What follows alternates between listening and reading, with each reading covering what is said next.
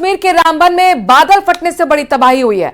अचानक बादल फटने से बनिहाल इलाके में बाढ़ आ गई। अचानक आए सैलाब में कई रास्ते बह गए, तो वहीं कई घरों को नुकसान भी पहुंचा है। बताया जा रहा है कि सैलाब का बहाव इतना तेज था कि उसकी चपेट में आने से एक बुलडोजर और उसका ऑपरेटर भी बह गया।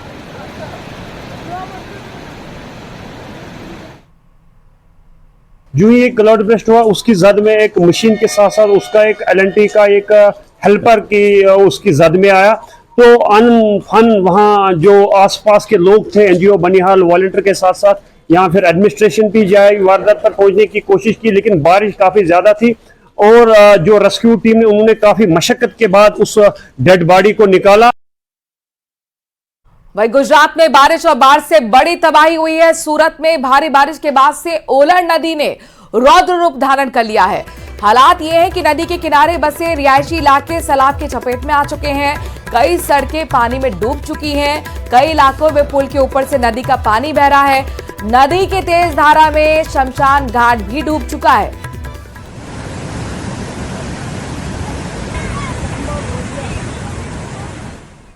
वहीं आंध्र प्रदेश और तेलंगाना में भी आई बाढ़ की वजह से 19 लोगों की मौत की खबर है। अब तक 17,000 लोगों को रेस्क्यू किया गया है। बाढ़ की वजह से कई सड़कें और पुल को नुकसान पहुंचा है, तो पावर ग्रिड भी क्षतिग्रस्त हुआ। लोगों को बचाने के लिए 110 स्पीड बोट तैनात कर दी गई है। सड़कों पर आपको बोट तैरती हुई नजर आ रही है। ये हालात हो चुके हैं। साउथ के तमिलनाडु, आंध्र प्रदेश के 17,000 लोगों को रेस्क्यू किया गया है, तो वहीं 19 लोगों की मौत हो चुकी है। बाढ़ से तबाही का मंजर, सड़कें, पुल यानी कि इंफ्रास्ट्रक्चर को नुकसान हुआ, पावर ग्रिड क्षतिग्रस्त हुआ। लोगों को बचाने के लिए देखिए यहाँ पर सड़कों पर 110 स्पीड बोट को तैनात किया गया है।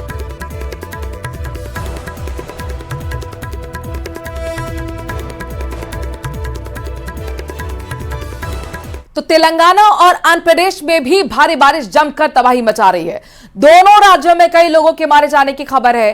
कई सड़कें, रेलवे ट्रैक भी पानी में डूब गए। एसडीआरएफ, एनडीआरएफ से लेकर राज्यों के मुख्यमंत्री एक्शन में हैं।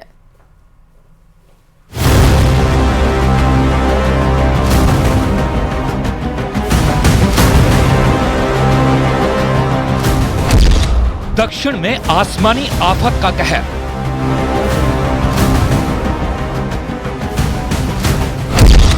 आंध्र प्रदेश, तेलंगाना में मूसलाधार मुसीबत।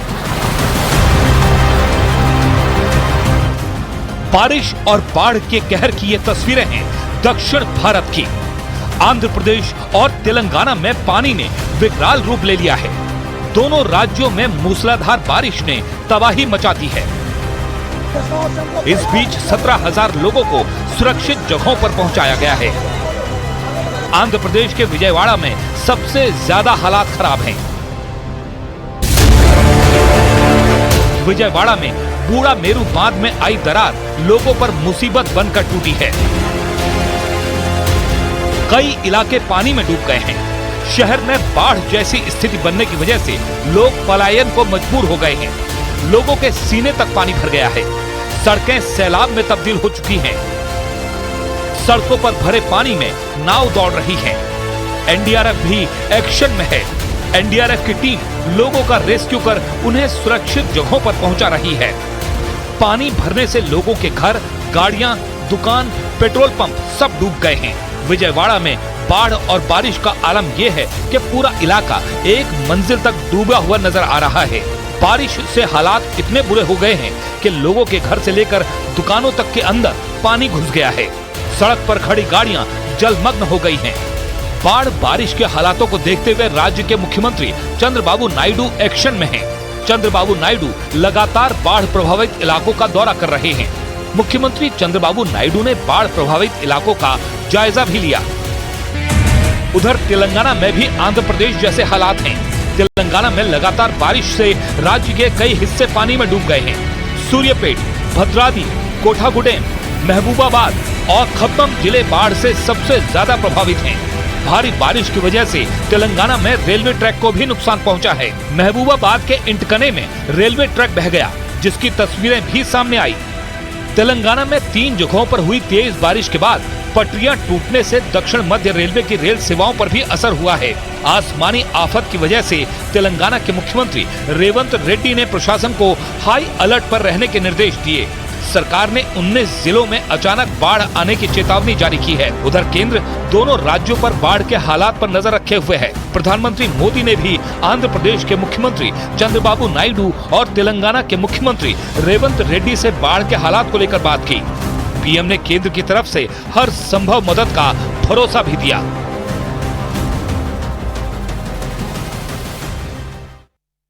चमोली में बद्रीनाथ हाईवे एक बार फिर से बंद हो गया है। पागल नाला के पास पहाड़ी से भरी मलबा और पत्थर हाईवे गिर गए। आपको बता दें कि इसके साथ ही पागल नाला भी उफान पर बह रहा है। हाईवे के दोनों तरफ कई यात्री फंसे हुए हैं। सड़क को खोलने का काम जारी है। बद्रीनाथ हाईवे बार बार बंद हो रहा है। यही वजह है कि यात्री बेहद परेशान है।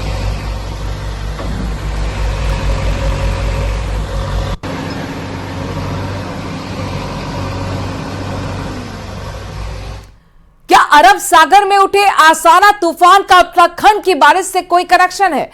आखिर सितंबर के महीने में उत्तराखंड में इस बारिश की वजह क्या है? ये रिपोर्ट देखिए।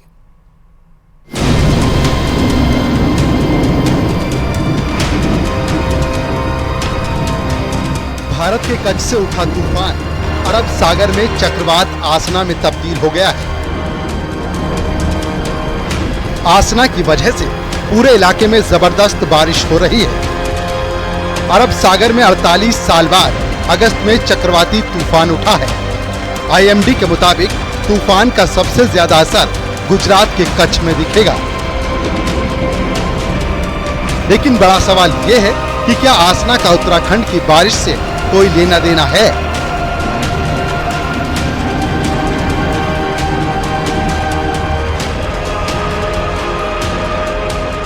ये जो स्थितियां अब बनी है, अचानक से ही लग रहा था कि मानसून एंड हो चुका है, लेकिन फिर बारिश हुई।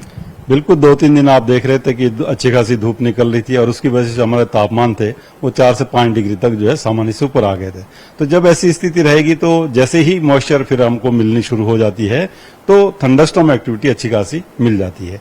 तो बिल्कुल जैसे देखेंगे तो कल जो हमारे देहरादून है, नैनीताल, चंपावत है या कुमाऊं के और भी डिस्ट्रिक्ट है, चमोली है, तो इनमें हमने फेयरली वाइड स्प्रेड तक एक्टिविटी को रखा था और साथ में जो हैवी रेन है उसको देहरादून है, नैनीताल, चंपावत है या बागेश्वर है और चमोली इनमें रखा गया था। लेकिन जो बारिश मिली है वो वेरी हैवी तक भी मिली है। चमोली के कर्णप्रयाग सिमली में कल देर रात हुई बारिश के बाद काफी नुकसान हुआ है। यहाँ कई घरों में मलबा घुस गया है। 3 दुकानें क्षतिग्रस्त हुई हैं। इसके साथ ही एक कार और स्कूटी के ऊपर मलबा आने से वो दब गई है। मौके पर प्रशासन की टीम राहत बचाव काम में जुटी हुई है। कर्णप्रयाग में लगातार हो रही बारिश से जगह जगह लैंडस्लाइड हो रहा है। कर्णप्रयाग और थराली को जोड़ने वाली सड़क पर कर्णप्रयाग के पास पहाड़ी का एक हिस्सा ही टूटकर सड़क पर आ गया और भूस्खलन के बाद सड़क बंद हो गई। वहीं सड़क बंद होने की वजह से दोनों तरफ यात्री फंसे हुए हैं। चमोली नीति घाटी में भारी बारिश के बाद पहाड़ी से मलबा आने से नीति मलारी हाईवे बंद हो गया है। भारी बारिश के बाद कई जगहों पर सड़क पर मलबा आ गया है। वहीं सड़क बंद होने की वजह से दोनों तरफ यात्री फंसे हुए हैं। चमोली में भारी बारिश मुसीबत बन गई है। यहाँ बद्रीनाथ हाईवे पर नाला अचानक उफान पर आ गया। नाले के उफान पर आने की वजह से आवाजाही बाधित हो गई। लेकिन गनीमत ये रही कि जिस वक्त बरसाती नाला उफान पर आया उस वक्त सड़क से कोई यात्री नहीं गुजर रहा था, नहीं तो बड़ा हादसा हो सकता था। देहरादून में लगातार हो रही बारिश के चलते सुसवा नदी उफान पर है, जिसके चलते किसानों की मुसीबत बढ़ गई है। डोईवाला के नागलावाला में नदी के तेज बहाव से सुरक्षा दीवार भी टूट गई है और किसानों के खेतों को भारी नुकसान पहुंचा है। बागेश्वर के कपकोट में मुसीबत की बारिश जारी है, जिसकी वजह से रामगंगा में बने झूला पुल पर खतरा मंडरा रहा है। तेज बहाव से पुल को नुकसान हुआ है और पुल टूटने की कगार पर पहुंच गया है। अगर पुल टूटता है तो कई गांव की आवाजाही ठप हो जाएगी। वहीं जिले में 16 सड़कें मलबा आने की वजह से बंद हो गई हैं। उत्तराखंड में फिलहाल बारिश से राहत मिलती दिखाई नहीं दे रही। बागेश्वर और देहरादून के लिए बारिश का ऑरेंज अलर्ट जारी हुआ है। इसके साथ ही पिथौरागढ़, चमोली और रुद्रप्रयाग के लिए येलो अलर्ट जारी हुआ है। देहरादून के साथ पहाड़ी के कई इलाकों में देर रात तेज बारिश हुई है। Bureau report, news 18।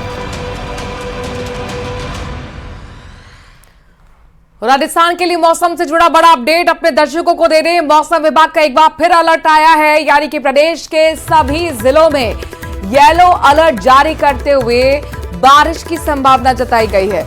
तो वहीं दक्षिण पूर्वी राजस्थान के कुछ जिलों में भारी बारिश के आसार जताए गए हैं। बड़ी खबर, यानी कुल मिलाकर आप ये मान लीजिए अभी आपको राहत बारिश से नहीं मिलने वाली है। मॉनसून एक बार फिर एक्टिव हुआ है। कल भी 29 जिलों के लिए येलो अलर्ट जारी किया गया था और आज मौसम विभाग का अनुमान है कि सभी जिलों में हल्की से मध्यम बारिश हो सकती है। तो वहीं दक्षिण पूर्वी राजस्थान के कुछ जिलों में भारी बारिश के आसार जताए गए हैं। कई ऐसे जिले हैं जो बाढ़ की चपेट में आ चुका है, नदी नाले उफान पर हैं, रपट में पानी बह रहा है और ऐसे में आप भी एक बार फिर सावधान रहें, क्योंकि अलर्ट मौसम विभाग की तरफ से जारी कर दिया गया है।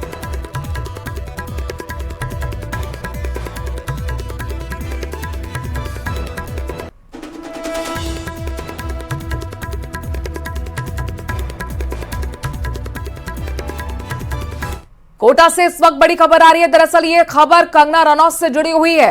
कंगना रनौत की नई फिल्म इमरजेंसी के विरोध में सिख समाज आ गया है।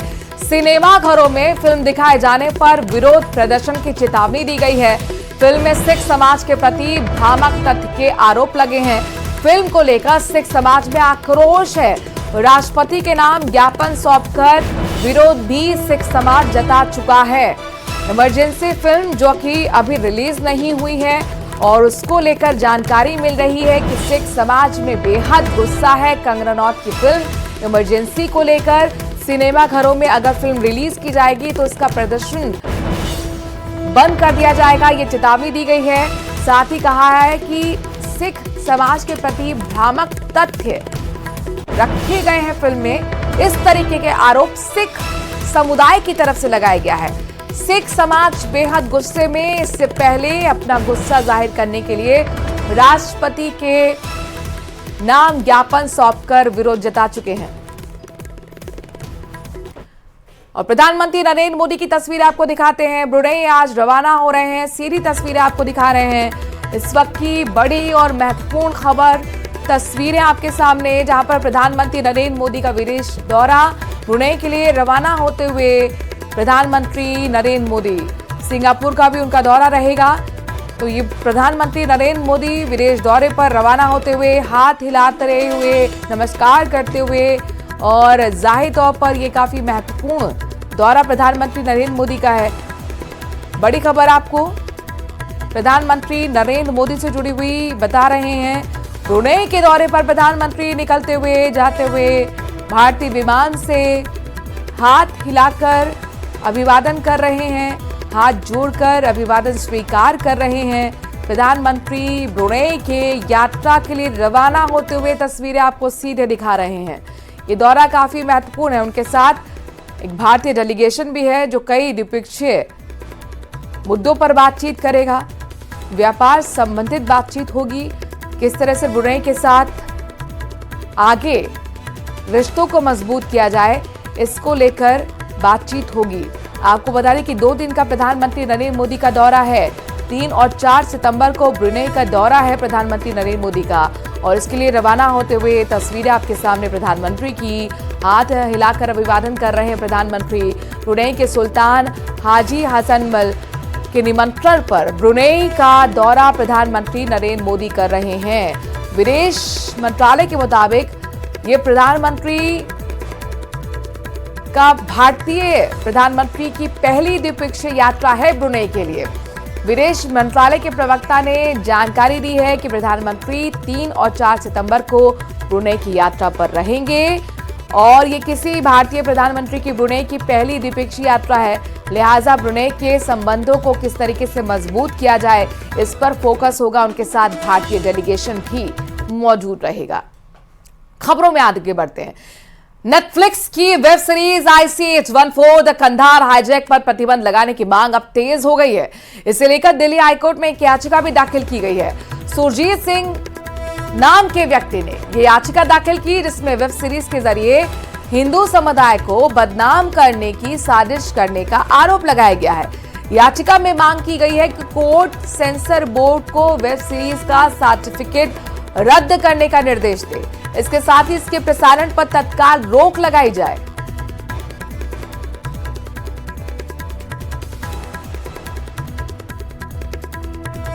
ICH-14 the Kandahar hijack web series विवादों में आ गई है। इस पर रोक लगाने की मांग को लेकर दिल्ली हाई कोर्ट में याचिका दाखिल की गई है।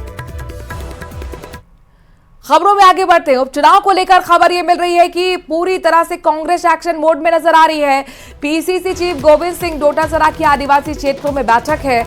आज उदयपुर के ऋषभदेव और खैरवाड़ा में बैठक लेंगे।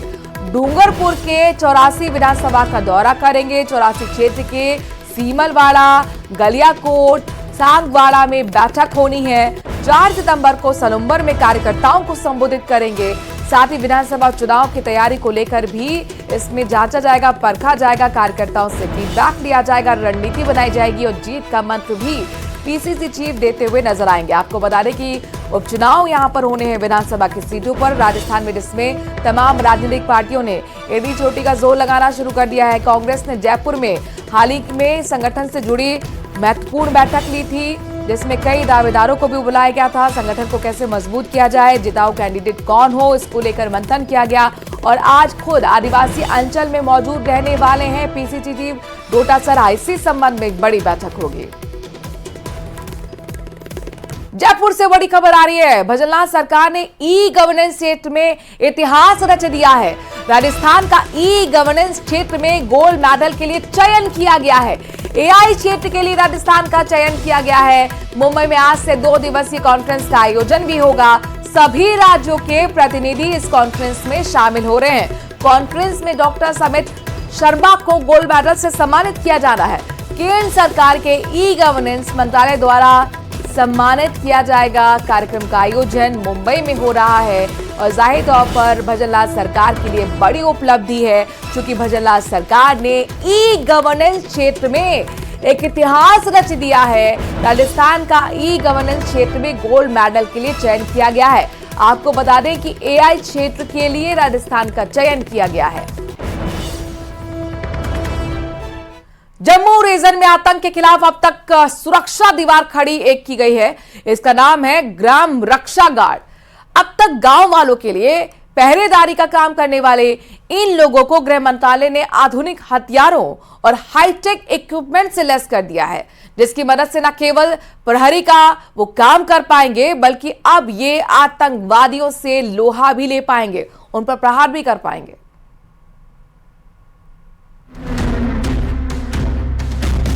जम्मू में आतंकियों के सर्वनाश के लिए नई तैयारी हो गई है। हाथों में सेमी ऑटोमेटिक हथियार के लिए लोग अब आतंक का खात्मा करने के लिए तैयार हैं। जम्मू में आतंकवाद से प्रभावी ढंग से निपटने के लिए ग्राम रक्षा गार्ड को और मजबूत किया गया। इसके लिए गृह मंत्रालय ने बड़ी पहल की है। जम्मू में आतंकियों पर नजर रखने वाले और गाँव के लोगों को अलर्ट कर उनकी सुरक्षा करने वाले ग्राम रक्षा गार्ड के सदस्यों को नए हथियार दिए गए हैं। तो अभी तो हमें ऑटोमेटिक वेपन मिल रहा है, जैसे SLR, तो हम तो और इसके साथ डट के मुकाबला करेंगे। गार्डों को 200 SLR राइफल दी गई है। इन्हें चलाने की ट्रेनिंग भी दी जा रही है। वहीं आंतरिक सुरक्षा के लिए 400 नए सदस्य जोड़े गए हैं। गृह मंत्रालय ने हाल ही में जम्मू क्षेत्र में बढ़ती आतंकी घटनाओं को देखते हुए राजौरी, पुंछ, कठुआ और रियासी जिलों में ग्राम रक्षा गार्ड को स्वचालित हथियारों को मंजूरी दी थी। जम्मू पुलिस के मुताबिक ग्राम रक्षा गार्ड आतंकवादियों से निपटने में रक्षा की पहली पंक्ति है। अधिकारियों का कहना है कि आतंकवादी आमतौर पर खाने की तलाश में गांव की तरफ आते हैं और निर्दोष नागरिकों को निशाना बनाते हैं और फिर जंगलों में छिप जाते हैं। नए हथियारों से लैस होने के बाद ये गार्ड गांव में आतंकियों की साजिशों को विफल करने में और अधिक प्रभावशाली साबित होंगे। जम्मू कश्मीर में चुनाव तेजी से नजदीक आ रहे हैं और उससे पहले पाकिस्तान आतंकियों को भेजने की साजिश में लगा है।